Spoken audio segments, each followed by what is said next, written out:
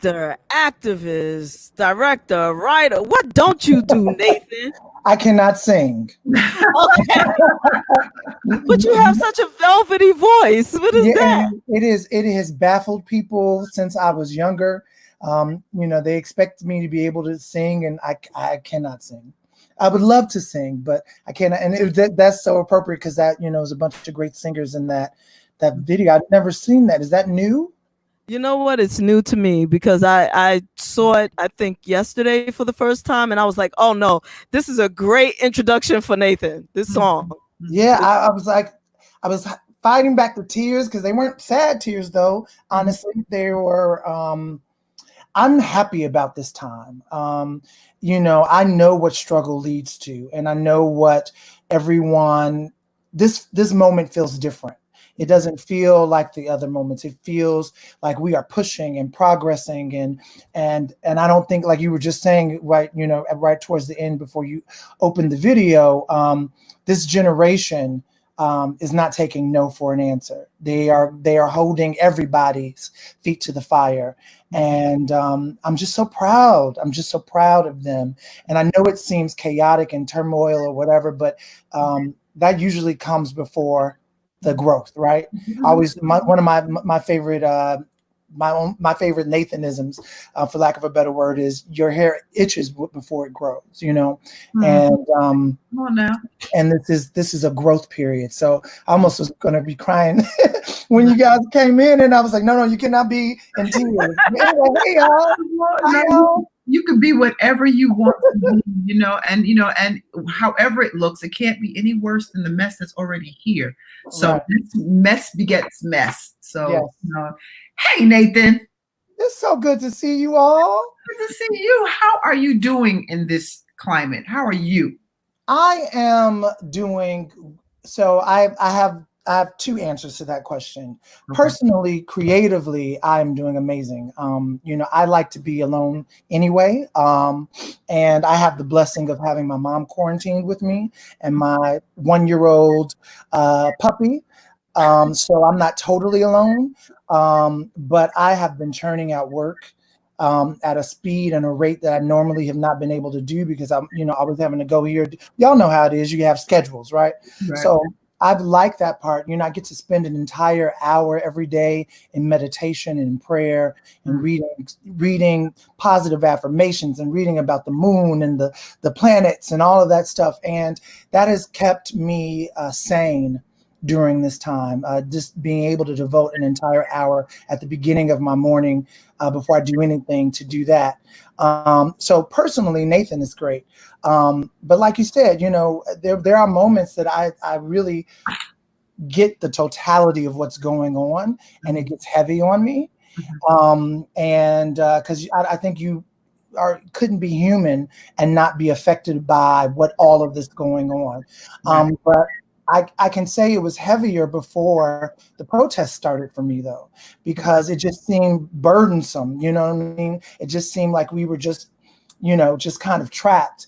And then we started the protests started happening and we started having conversations that in my 44 years, don't remember having on such a wide scale and so many different people having these conversations. And my mom is one of those moms that, when I was growing up, I had the little Black Kings and Queens book, the Black Inventors, those little, y'all remember those little books?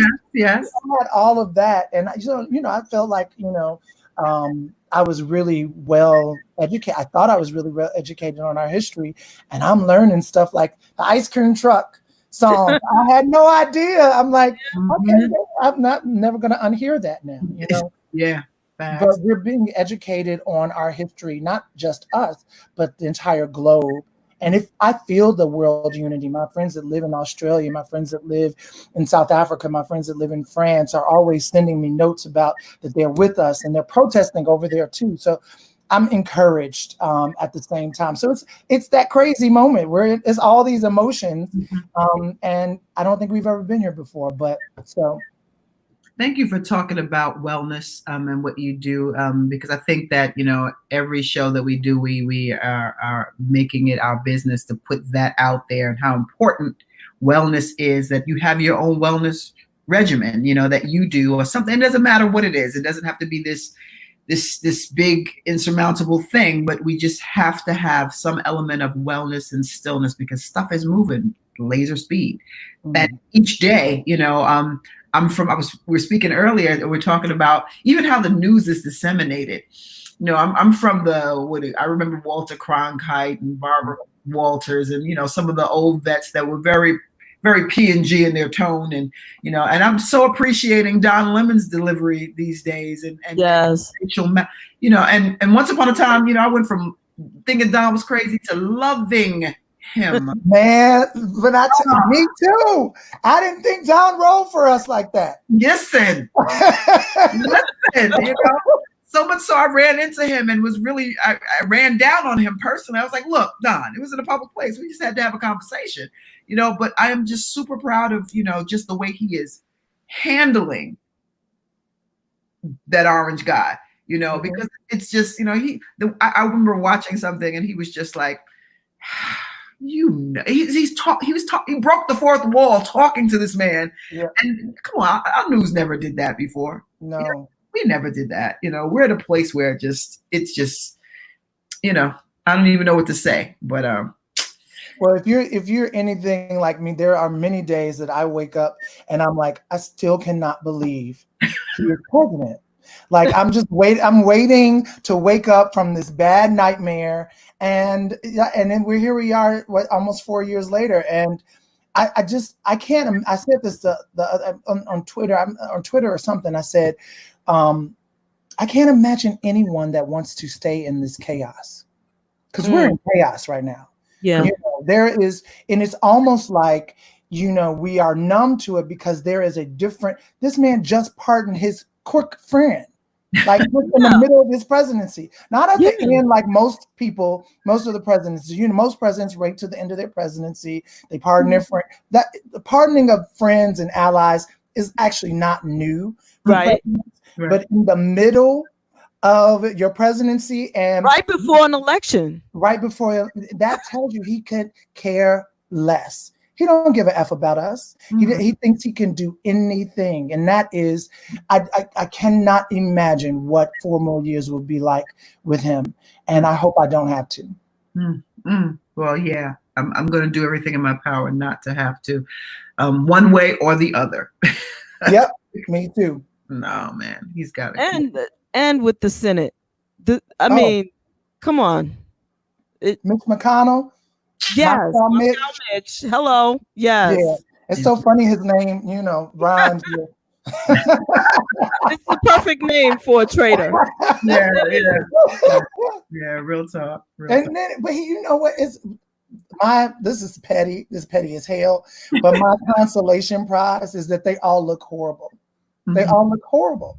Like if you had to look in that, like you guys are beautiful. You're beautiful. And if you had to look at Mitch McConnell in the mirror every day, you'd probably be a jerk off too. No, you know, thank you. And then I just saw on Twitter these pictures of Donald Trump's parents. And I'm not usually that petty about things like people's looks or whatever, but they deserve all of it. And they deserve all of it. And his parents look like the Crypt Keepers. And I was like, I mean, no wonder he came out like this, you know, no wonder. Yeah, no, he was seriously somebody that had real attention deficit disorders and so many other clear disorders. And now that, you know, I don't know. I mean, if Biden weren't running, I would vote for Kanye because it just, you know, what do we have to lose? You know, I would definitely not vote. I would never cast a vote for Donald Trump. I would vote for Kermit the Frog before I would vote for Donald Trump. And, you know,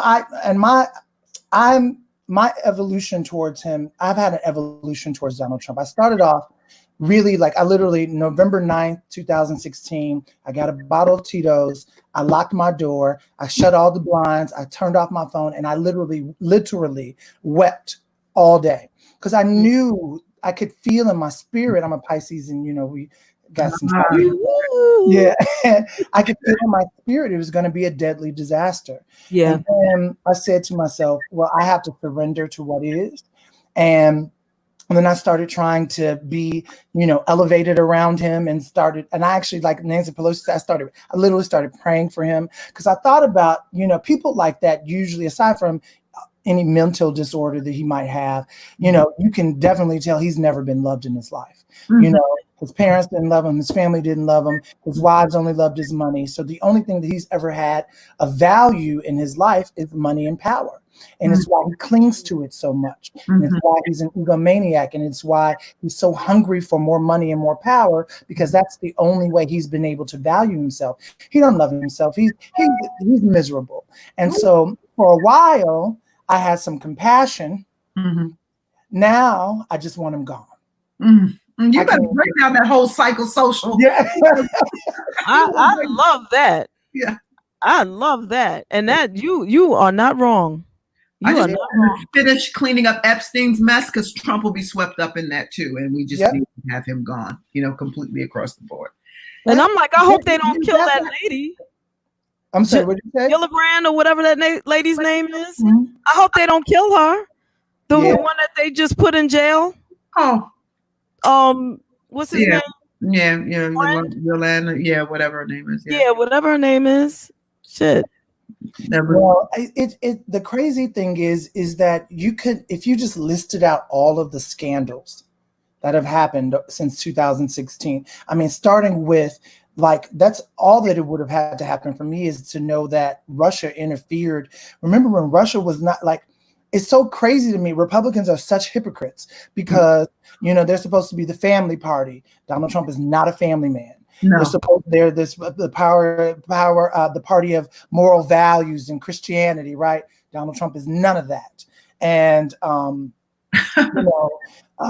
then, of a conservative government, we have our deficit and it's soaring, and it's so funny how we find money for stuff, right? But Flint still has dirty drinking water. Come on, somebody.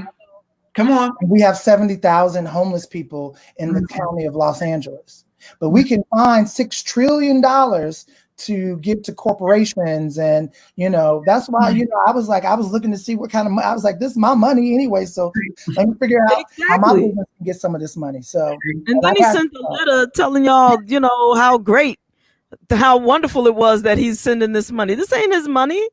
This was our money to begin with. Wait a minute, he held up. See, this is the crazy thing, because if you just start talking, it's thing after thing after thing. He held up the checks so that he could have his signature on it, like he owned the United States.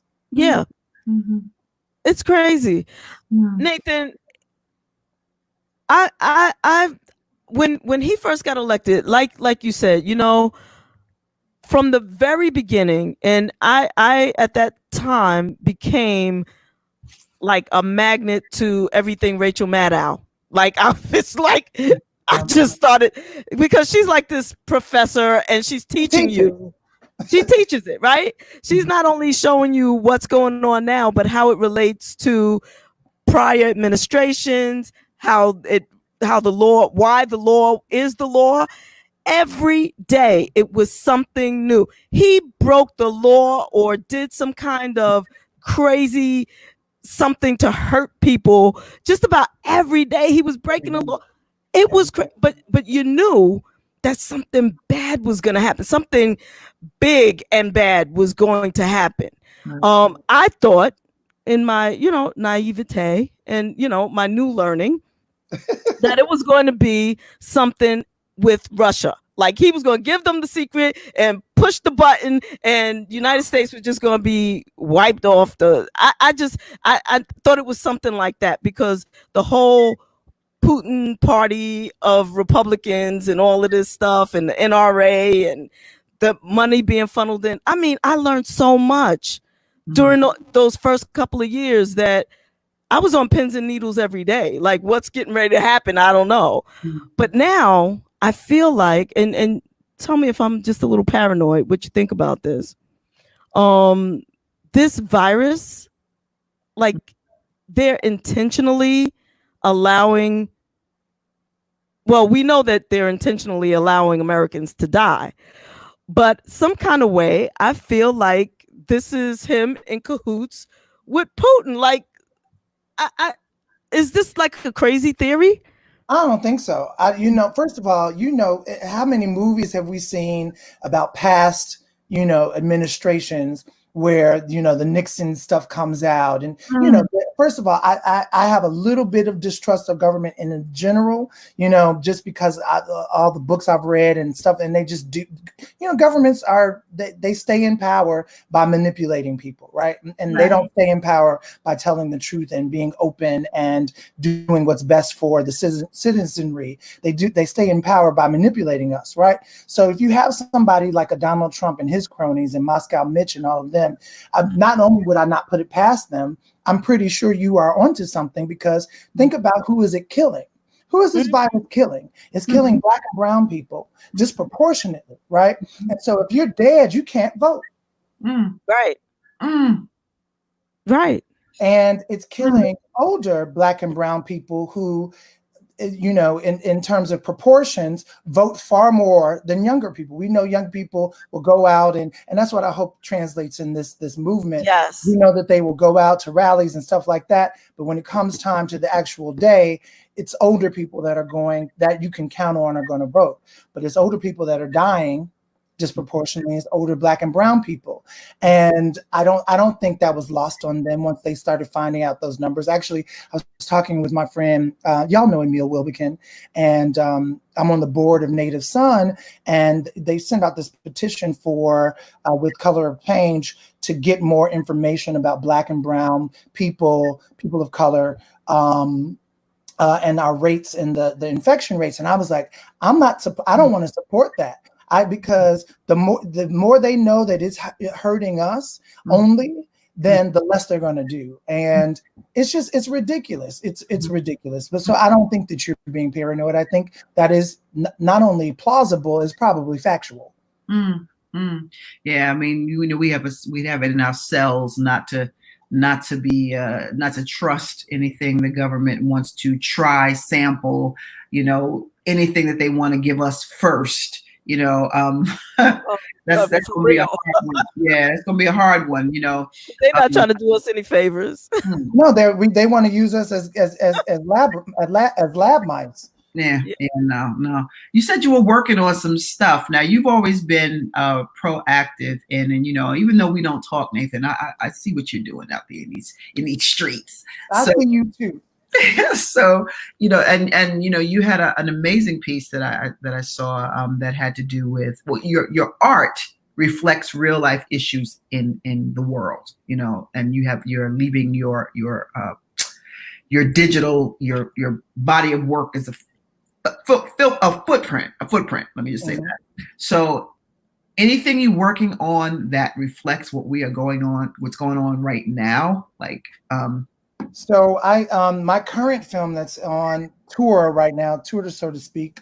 We were on tour, really hardcore in February, and then COVID came. It's called Burden, and it directly deals with racial bias and racial equity and discrimination. And I thought of that film. It's so funny. One of my executive producers, D'Angelo, said I must be in line with the Orishas or something, because I'm always thinking of creating things that are timely. So it was April 2018. If you remember, I was actually on tour for my film 90 Days, which was about HIV and AIDS in the heterosexual African-American community, because I realized no one was talking to Black women about HIV and AIDS. And Black women, disproportionately are infected and affected by HIV and AIDS. And for me, that's important because Black women are the core of our community. I don't care what anybody says. It is the truth. Black women are the core of our community. And we need to pay more attention to Black women and Black women's issues and voices and all of that. But that's a whole nother soapbox. In April 2018, I was in a hotel on tour for 90 days, and that incident happened with the two gentlemen in the Starbucks in Philadelphia. And they were arrested for just going there for a meeting. And if you remember that time, if you can recall that time, it was the Beckys with the phone and calling the kids who were selling water. Then, unfortunately, that deadly moment where the cop went into that man's house. She said she thought it was her house. Yeah, like. And so all of that was happening. And so I was angry and I was upset and I was pissed.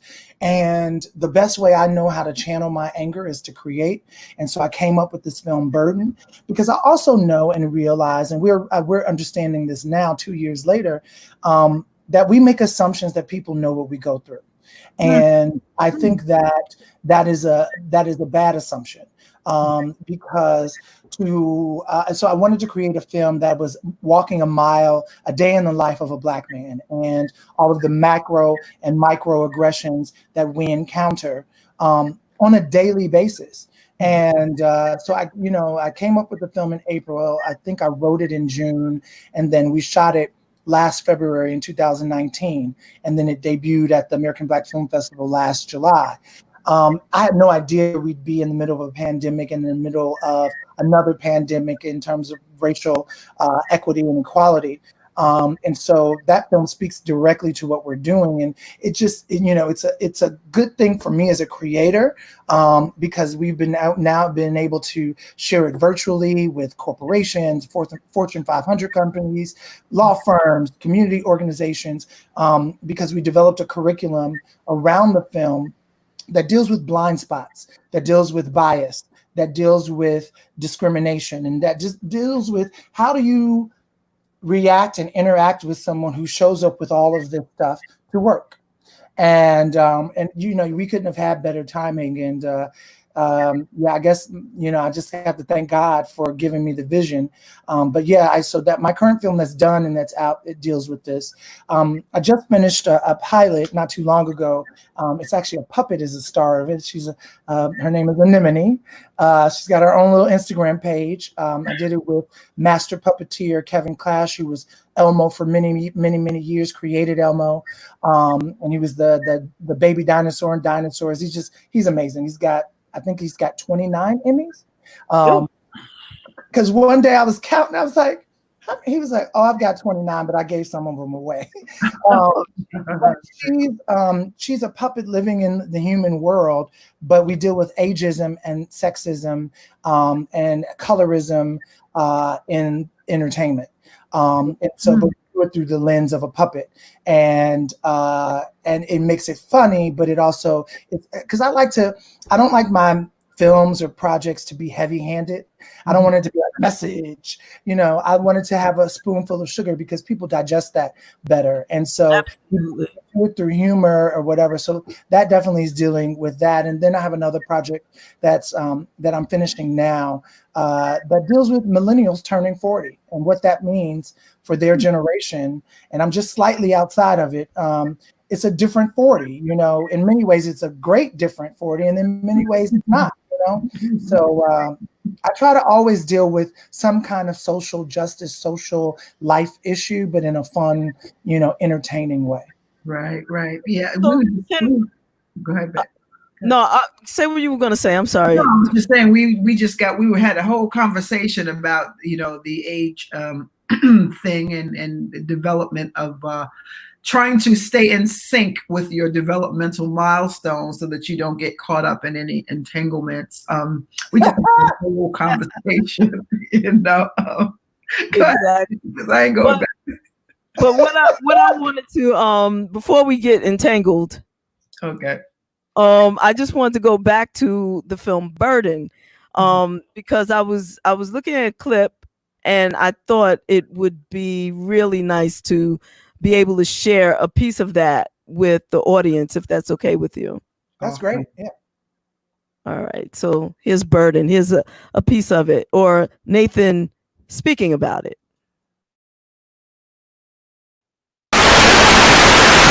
Once again, the fatal shootings south of the border have raised questions about the relationship officers have with the people they are policing, especially white cops in Black communities. What's your name? Why do you need to know my name? Why are you stopping me, actually? Because we're looking to speak to you. I don't want to be spoken to. What's up? What's happening?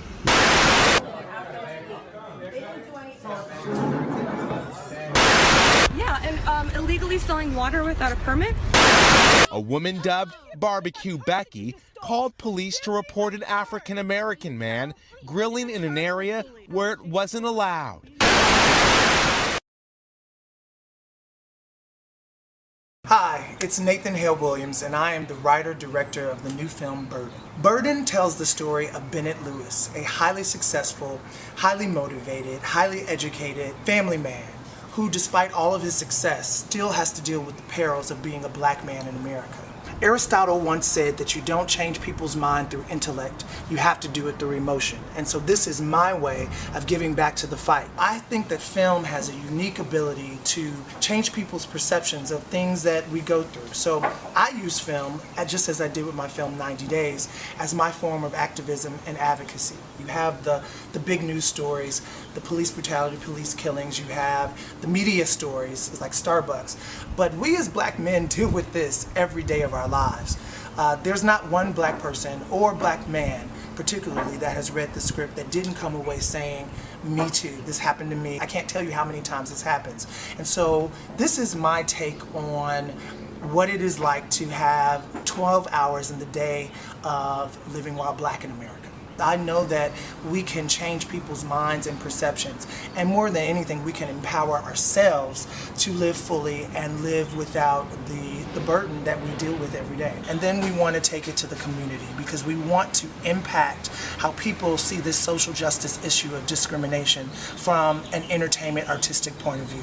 Then after that, we will develop diversity and inclusion curricula that uses the film as a centerpiece to better educate companies, corporations, individuals in general about what it means to be black and brown in America. We need you to help us make this film.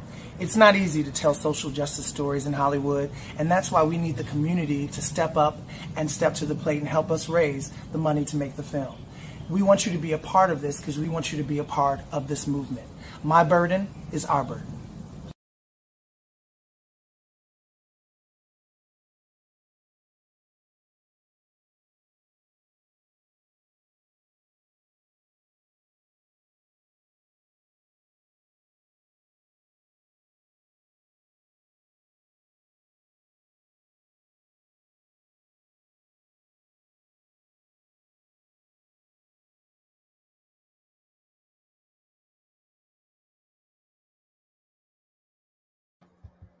Burden the film. Yes. Y'all are intent on making me cry. I did cry. Let me tell you why I cried. First of all, God is good. And I made that video pitch in 2018. And it's a full circle moment. And that's why I'm crying is that, the film is now made and we are doing exactly. So don't donate, y'all. Don't go to the GoFundMe. The film is already done. Okay. It was a full circle moment. Just in full disclosure, what I spent the day doing was my corporate taxes and doing the taxes for, preparing the documents for the accountant to do for a burden.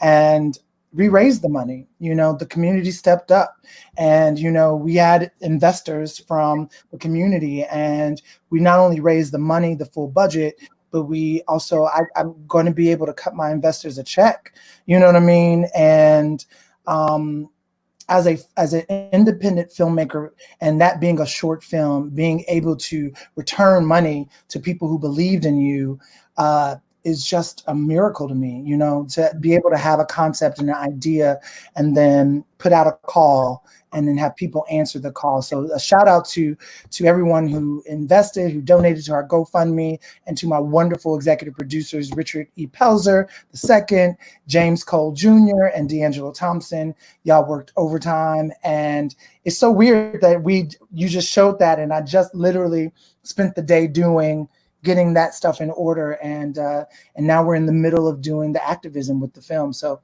I'm just grateful. Oh, wow. Amazing, amazing, amazing. I did see 90 Days and I was blown away by that, your approach on it.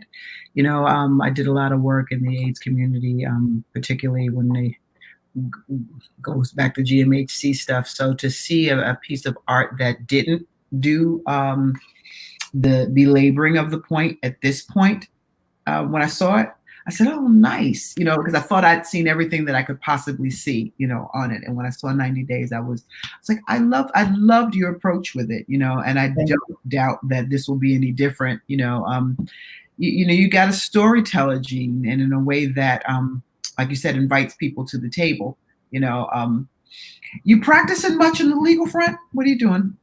Well, no, I don't really practice so much anymore. I still have, my legacy clients, like Keith Boykin.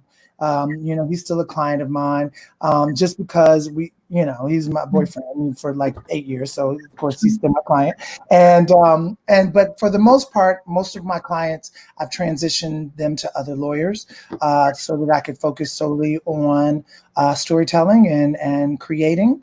And I've gotten to a point in my career now that I can afford to do that. There's not a day that I don't use that law degree. And, this is my 20th year. This would have been my 20th reunion from law school. Nice. And, but, obviously it got canceled. But, I'm so glad that I went to law school. I'm so glad that I know the business side of showbiz. Vivica Fox once told me, she said, baby, this is showbiz. And the more you know about the biz, the more you get to show. And so, and I have a lawyer who's amazing, Tony Long. She's great. A Black lesbian woman, representing me, which I love. My whole team is Black. And actually all mostly Black women. Like my accountant is a Black woman, and obviously Richard Pelzer, all Black everything. But anyway, I say that to say that I don't practice so much anymore, but I do use that law degree almost every day. Absolutely. Shout out to Keith Boykin too, because he's another one. And like I said, he's a there are people that I'm fond of and may not even know, but they're the people that I'm fond of that I can that I affectionately call disruptors. And he's definitely one. You're definitely one, and you can disrupt things in various ways. Through your art, through your messaging, through just how you walk on the planet. Your own personal skin can be disruptive when you enter a room. That the conversation is going to change. I really wish you much success with the film when it comes back on tour. I want to see it. It's just one of those pieces that's necessary right now. I'm asking all my artist friends. Like I have my god brother actually. He is based in LA and he is an artist. He does art on canvas and other methods too. Like he has spoken word pieces out and digital stuff out. But some of the pieces he's been creating lately have been like breathtaking. He has this piece, this series that he's run for a couple of years now about the Mandingo complex and how it affects America. So he literally has pictures of like male anatomy, that in a museum that was a very, very controversial piece, and I always like to go if he's local to New York because he's based in LA. But if he comes to New York and he's showing the piece, I like to go because in that you watch all the people like gasp over, the anatomy and what he's done with it. Like there's a piece of a burning flag that's across an erect, member basically, and what it means, I'm in this country to be a Black man and what the fear-based associations to Black men, are in this country. So, I know everybody is doing it right now. I don't mean, on a large scale, just the artists are really putting it out there on down to, like I talked this morning about Derek, D-Nice rather, and what he's doing to get us through stuff. We have an innate ability as people to get through things. We're not going to pull everybody through, but we have it in our core, of how to move through things in a way that others do not or may not, and I just want to thank you for your contribution, just from me to you and from you to us, rather. Just thank you. Thank you. That means so much to me. And like you said, resilience and persistence is in our DNA. Yeah. And we are strong and wonderful and brilliant and beautiful and complex and layered and all those things. And this is the time for the artist. This is the time for forums like this, for thought thinkers and philosophers, and this is that time. This is when we have to move in and create and do things. And I was trying to encourage people. When we first got into the pandemic, I knew it was heavy, but I was like, once you get past that, use this time to create something, because if the last recession, major companies that we think we take for granted now were created. Uber, Airbnb, there's something about struggle that just leads to growth. Marvin Sapp has this song called Close. And in the song he says, I must be close, because basically everything is going crazy, going haywire, and I know that I must be close to my victory. And 2019 was that for me.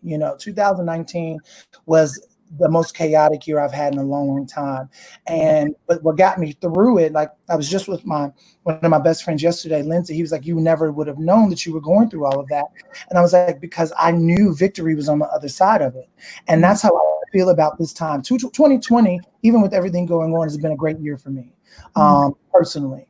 But for the world, I know that victory is on the other side of it. So I appreciate those words, and I thank you for that. And I also want to encourage other artists, and I'm trying to help other artists and creatives and philosophers to get their art out and really create during this time, and use this moment to plant seeds that will grow.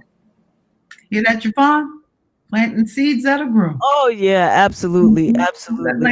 See where that landed? That's a theme. That's a theme of ours, Nathan. Oh, really? Yeah, the planting of the seed. Not to judge your own stuff, but just to plant the seeds. And your responsibility to self is just to move your feet through it. And if it brings you tears, whatever it is, bring the tears through it. Work through your tears. But right. Just the idea that you birth something, particularly in all this soil, we have a lot of fertilizer, or some would say a lot of shit going on. Yep. That can fertilize a lot of good things. So it's that time, You all remember Zulema Griffin? She was on Project Runway. Yeah. Do you remember the time she was a partner with some girl, and the girl started crying, and she said to her, I don't care if you cry, but you're gonna cut and cry. That's what it is. That's what it is. That's what it is. That's what it is. That's what it is. Shout out to, we got a couple of people on the chat that are just, I don't know if you can see. Can you see the chat over there, Nathan? I can. First of all, I just want to say, hey, Ulysses. Yeah. I love that man. I love that man. I love that man. Always have. He's always just been so kind to me, and we just always have a kiki and a laugh. It's so funny. I have to just shout him out real quick because he's one of my favorite people. I was in Cannes 2 years ago with 90 Days, and the Whitney documentary premiered, and so I of my friends, I was the only one that had tickets, and so I'm sitting in there, and I turn around and I'm like, oh, Ulysses is here. And then afterwards he came and got me, and I went with everybody. And, it's so fabulous to see your friends in Cannes. You know what I mean? Black people have come a long way. Right? Exactly. Yeah, he is there's just not enough words to describe the beautiful soul that is Ulysses Carter. He's our family, he's our family, our producer, so many hats that he wears, and we love him. So yeah, anybody that says his name has always got this beautiful, note. That's just who he is. This is who he is. He's in there, he's posting stuff, and he, plant the seeds and peel the onions. Yes, that is what we do. It's so unorthodox, this show, because it could go either way. It depends on who we have, and there's some people that we are sincerely excited about having on, just to peel back the onion, as we like to call it. But also, we have a game that we play that is a word association. It's not really a game, it's a word association. And what we do is, it gives people a look behind the veil that is Nathan, and sometimes like we've had some humdingers on and have left us in stitches. Shout out to Bonnie Pointer. She's been a funny one, may she rest in peace. But you ready to do that, Jay? What are you gonna do? You want to do that with Nathan? Yeah. Why not? Let's do it. All right. I think, so basically Nathan, he looks a little like, what the hell are these? I'm scared of what I will say, not y'all. I don't have a filter, so. Well, good. No filters allowed. No filters allowed, actually. And everybody has the same look. They all go, But it really is just a peek behind the veil. And it's the first word that comes to mind. Okay. So I'm going to start first. I'll say a word, then you say the first thing that comes to mind, and then JaVonne will go after me. Got it. Right. I'm loving his face right now. Okay. Politics. Bullshit. Administration. Hate it. Only one word? You can say whatever comes. That's fine. You're doing well. Black people. Love them. LGBT community. Racist. Ooh, that got me.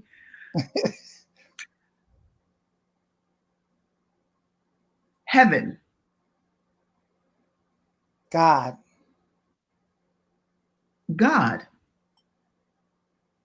Peace. You're up next, Jay. Love. Me. People. Person. Obama. Cool. Trump. Asshole. Slavery. Lessons. Thank you. Beautiful. Just Okay. Beautiful. I was like, I didn't know if I could curse. I was like, oh, but that was the first thing that came to my mind. Yes, you can curse. You can, Yes. fuck it. Just fuck it. You can say whatever you want. Yes. But sometimes, I've done, interviews and stuff, and I love profanity. I think it is beautiful. It sometimes some points just are punctuated better with a fuck you. You know what I mean? Absolutely. But I don't use it as, I don't try to use it as combative or whatever. And so, but I was on this one, and they ended up like texting me, be like, "Oh, you can't curse on this interview." I was like, "Oh shit."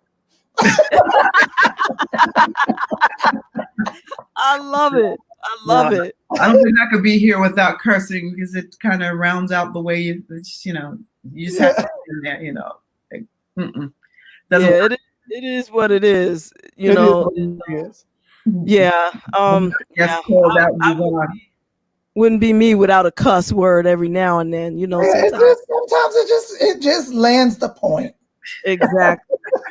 So Nathan, when we get closer to November, first of all, I was speaking with Stanley Bennett Clay. You know Stan, right? I love him. Mm-hmm. Right. And so I don't know if it was last year, a couple of years ago, Stan, Terez, Monifa, and I, we did some short videos around voting, about getting out the vote, actually about people registering. Mm-hmm. So we want to take it a step further. You're creative, you're an artist, you're in film. We need you. We need you, whether you do something with us or, even if you do something separate, whatever it is, we'll support it. But of course, I want to be a part of it. I want to some kind of way, even if that just means having you back on the show to show it to the world and to discuss it. Well, yes, that's an easy yes. Let's actually work together and do something. Yes. Awesome. Anything it takes. Anything it takes. I Yeah. will do, I'm claustrophobic, and I don't like a lot of crowds. So I'm not a protester. I would be so uncomfortable in, that group of people like that. But I literally do everything else. I call, I email, I donate, you know what I mean? Like I write things, whatever. But so anything and everything I can do on my part, I want to be like on November 3rd. I want to run up to November 3rd knowing that I did everything in my power. Yes, Then yes. you have to just surrender to the universe, and you have to trust the universe that the universe knows what it's doing. And I think we also, it's actually something I've been working on to not be as devastated as I was last time. Is that, because like now Ruth Bader Ginsburg is sick. Yeah. And I'm like, I'm not God. I can't control none of that. So I have to just surrender. But this I can control. So yes, count me in. We can, pull it together offline and figure out what we're gonna do. Awesome. Thank you. Awesome. Yeah, because that's me also. I'm not a marcher or a protester the way I used to be when I was younger. I have become sort of a hermit in some kind of way. That's why it's in the basement. And I don't do well in big crowds, like where I'm just like in the crowd. If there's a room I can go in and handle some business and come out and face the crowd and then go back in somewhere like away from the crowd. Okay, that was nice. Bye. Pull me out of this. Me too. Yeah, but yeah, I'm not but yeah, that's something I can do. And see, I'm growing, Terez. I'm growing. This is, because ordinarily I would sit here and want to ask you and not. And then on November 3rd, be like, damn, I should have done that. When I had Stanley on the show, I should have spoke to him. I should have spoke to Nathan. I should have asked him. I should have, but That's big for you, Jay. That's very big of you. It is. It's big for me, not of me, but for me. Yes, to step out. But when you're in crisis, you do things that you wouldn't ordinarily do. And this dude that built a gate around our White House, built a barbed wire fence. He was scared. Punk ass. Bone Spurs. Mr. Bone Spurs. Oh God. And then our military, they're being killed for bounty. And like the Republicans, and so much going on. That story was there and it was gone. How about that? But hasn't everything been that way since the very beginning? Like every week it's a different scandal. It's been something horrific. I'm sorry to cut you. But I want to get to the Joe Biden campaign. I don't know who I can make. I know there's somebody I know. They need to just do ads that just are a scroll of all the shit. You know what I mean? Yeah. And no words. I mean, no music, no nothing like that. A black screen and a scroll of all the stuff he's done. You know, it is ridiculous. Yeah, it's not about politics anymore. This is human decency. This is basic levels of just what is right and what's wrong. Fundamental. He's just fundamentally wrong on so many levels, But he was fundamentally wrong as a man walking the streets in New York. He's horrible. I mean, I partied at 54 and would run into Glowworm there, and it was horrible. He'd walk in there with his bullshit, and he's still walking in places with his bullshit. It hasn't changed much, and I don't even think he expected to be the president. Real talk. I just think that it was a thing to do, and it was like, oh wow, okay, so here we go. And if we don't know at this point, the United States is one big old corporation. We knew when he sat his ass there, so. It's just ridiculous. I think we need to get him out to get back to some. I still say that he was a direct response. Him winning the candidacy was a direct response of what we already knew was there in this country, and a direct response to Obama having 8 terms. So that just woke up the sleeping beast to be more. I mean, it wasn't sleeping, but it just woke up the sleeping beast more. And it is what it is. But I cannot just have this one point. This is an encouraging point, and I want people to, I want more of us to bring this home. He won by 77,000 votes in an electoral college.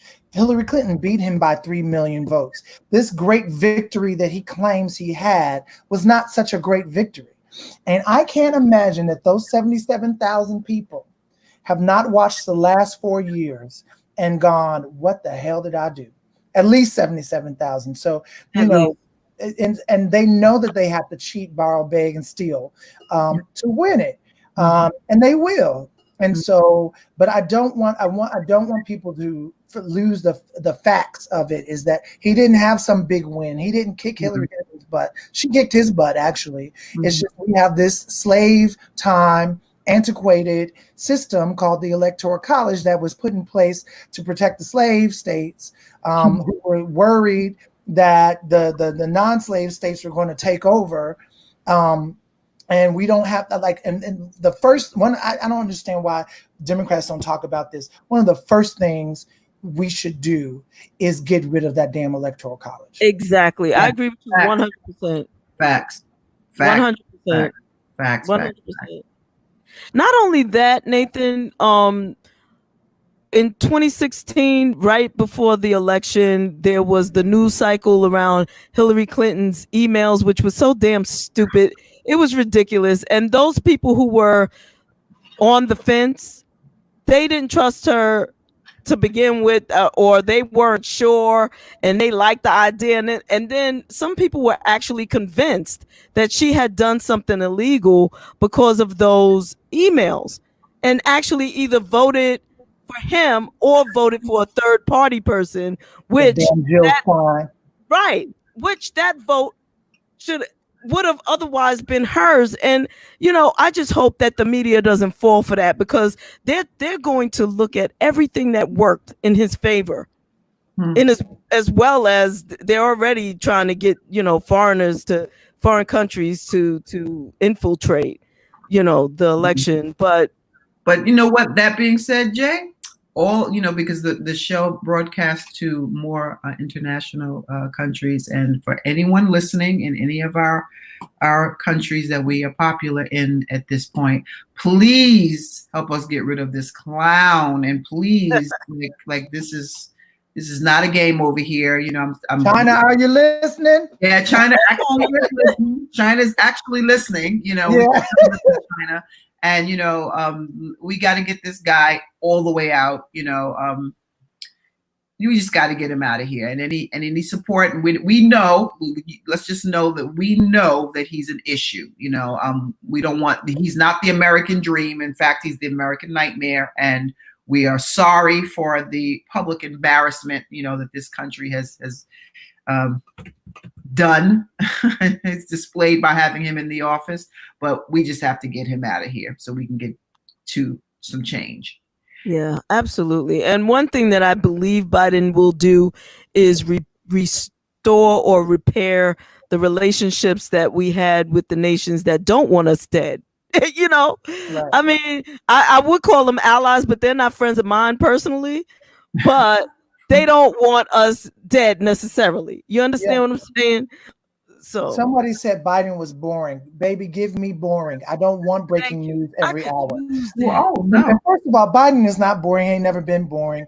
This whole narrative that they're trying to create about him having dementia and all of that stuff, and it's just bullshit. And then, but I also get on the likes of Puffy and all those people who are like, you got to earn our vote. Okay, so let's talk about that. Okay, come on. First of all, Joe Biden has a record, not saying his record is not perfect, because time and history have changed, right? So I don't ever get mad at people for having their view in 1976, the year I was born. So much has freaking changed since 1976. It was not, we weren't having conversations like this. You know, we weren't talking about gay people. We weren't talking about a lot of things in 1976. So why am I going to criticize you about your position in 1976 unless you haven't changed it since then? Right. And this is what pisses me off about people. We all as human beings, my opinion has changed about so many things as I educated myself, as I've gotten older, as I've been exposed to more things. You're supposed to evolve. And, you know, and so, but let's talk about right now, what that man in the, you know, at Black Lives Matter Plaza does now is problematic and hurtful and destructive and deadly. And, you know, we gotta 90 hold seconds. Biden to you know, his feet to the fire too when he gets in there.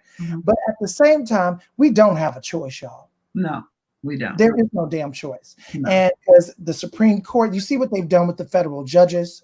They've confirmed more federal judges than any administration, and literally changed the judiciary for another whole generation, because these are lifetime appointments. And that needs to change. I speak about that all That the needs to time. change too. 60 That needs to seconds. change. First of all, like, I just don't understand why we have to be in positions as American people that anybody needs a lifetime anything. How do they get evaluated? The only thing I would agree with is the Supreme Court. The reason why I believe, but that's why the Supreme Court has to be so rigorous. It should be even a more rigorous process than it is, because I do believe the Supreme Court should not be concerned about being reappointed and reelected, or if we do, just have term limits and then they keep moving them out, you know. But that would be the only one I could see. But all other judges, no, you don't get to do nothing lifetime. I don't believe in tenure for professors. I mean, yeah, really. And then when you retire, then you're still paid. Like, at what point? You know, like, and you could do a horrible job and still get paid for the rest of your life. And this is ridiculous. I think, and particularly now, I think that all needs to be changed. I think the entire system needs to be like rehabbed. Everything. It doesn't serve its people anymore. Anything that doesn't serve the people needs to go. Yeah. Really. You know? Well, I have to say this. Richard Pelzer is texting me saying we did a great job, but he also wants me to remind everyone to subscribe to our YouTube page. I'm sure there's a moment at the end, but you know, he's texting me. So I do what Uncle Richard, whatever you want to say. So what's the YouTube page? And tell people, actually, tell people where they can find you and give any information that you want to give right now. Yeah, so, well, first of all, thank y'all. I want to come back because I feel like, you know, an hour is not long enough. I love your energy. You know, I've always loved your energy. And, you know, so just thank you for having me. I'm always very grateful that anybody wants me to be on any show, you know. And so one quick shout out, and then I'll tell you where I'm at. This is my Jackie's Back t-shirt, Aretha, Whitney, Lil Brandy, Don, you know, Jackie's back. Today's Jackie Washington Day. My heart, my love, Jennifer Lewis. Happy Jackie Washington Day. But I'm easy to find in these internet streets. I'm at Nathan H. Williams. My company is Inhale ENT. And then Richard and I have a YouTube page. There's already a lot of content on there. Some of my old television shows from BET days, and and a lot of our new content. And it's Inhale Mega V. We don't have a dedicated address yet because we need you all to subscribe so we can get to that 1,000 mark and get the dedicated. But if you Google or you put in YouTube Inhale Mega V, you will see our YouTube page. There's some great stuff on there. And we're going to be putting more content, some original content starting in September. And that's it.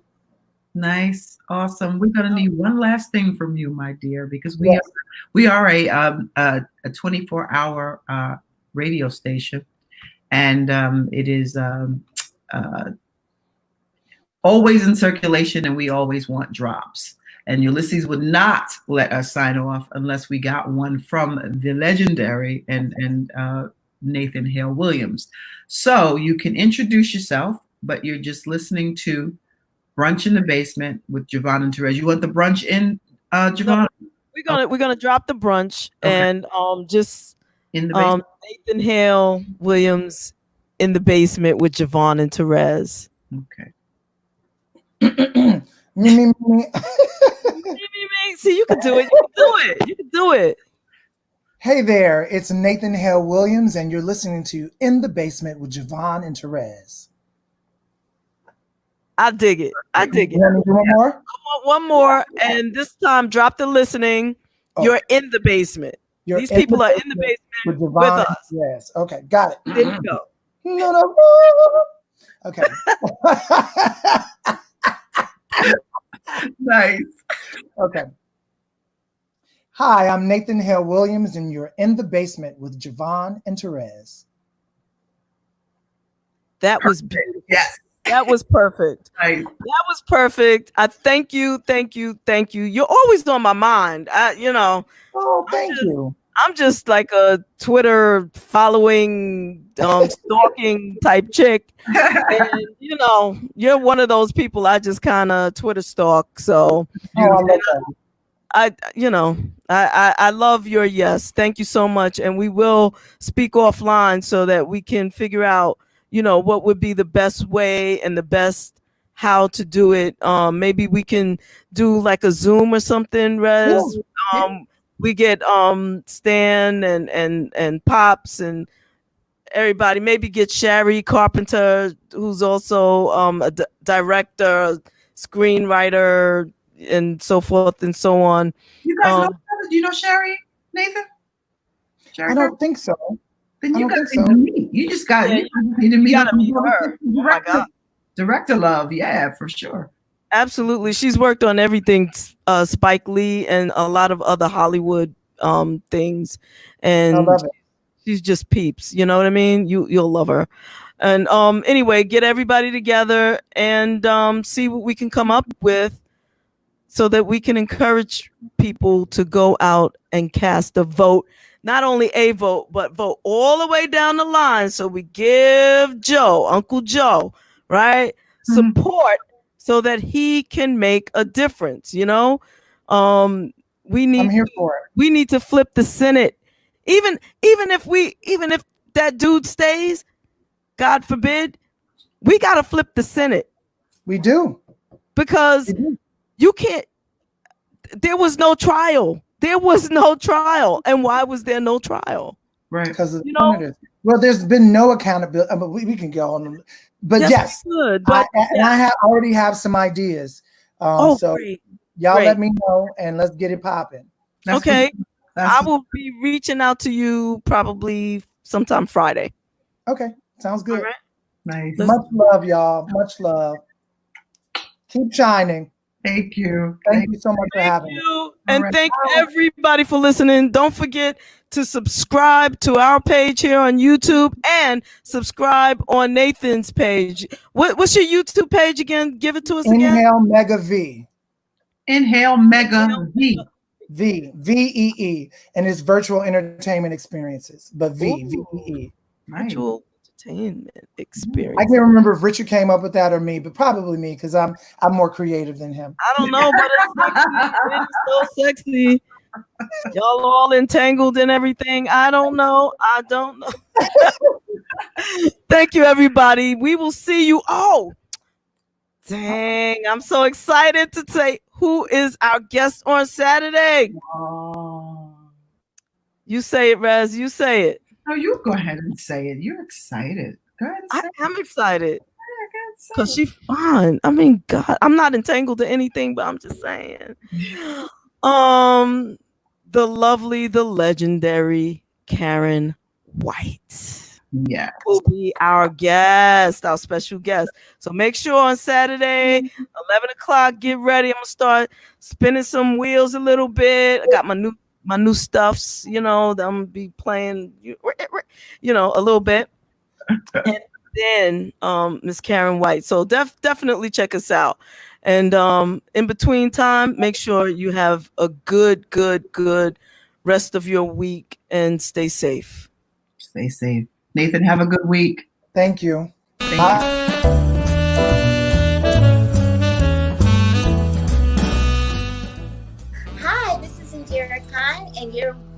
listening to and watching Brunch in the Basement with JaVonne and Terez. Still in the basement, no longer alone, with my homegirl Terez on the microphone. Music, politics, or just chatting it up. Brunch in the basement, see that's what's up. You never know who might run through. Legendary artists or someone brand new. You miss a lot when you miss one day. At least that's what I heard somebody say. But it doesn't really matter what whoever says. It's always a good show with JaVonne and Terez. Yeah. Brunch in the basement with JaVonne and Terez. Yeah. Let's see who we got today or what we doing today or whatever it is, it's gonna be good. Woo! Yeah. I'm on everybody's a friend in my head. I already know everybody. One day I'll tell you about me and Shaka Khan, but you know. Oh my gosh. Yeah. But she doesn't know anything about it. But anyway. No, she doesn't. She wasn't even there actually. But anyway.